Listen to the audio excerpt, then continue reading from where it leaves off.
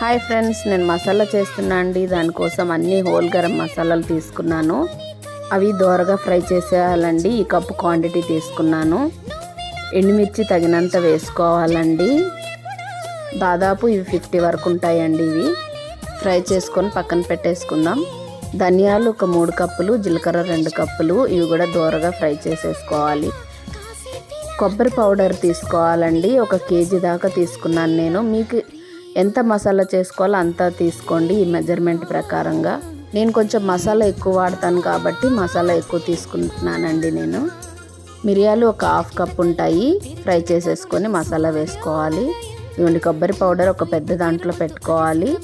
మసాలా మొత్తం మిక్సీ పట్టేసుకొని కొబ్బరి పౌడర్లో కలుపుకోవాలండి మంచిగా. 1 టైం మిక్సీ పట్టేసుకొని గాజు సీసాలో స్టోర్ చేసుకోవడం అండి. ఏ కర్రీలోనైనా వాడుకోవచ్చు. స్పెషల్గా నాన్ వెజ్ కర్రీలో బాగుంటుంది.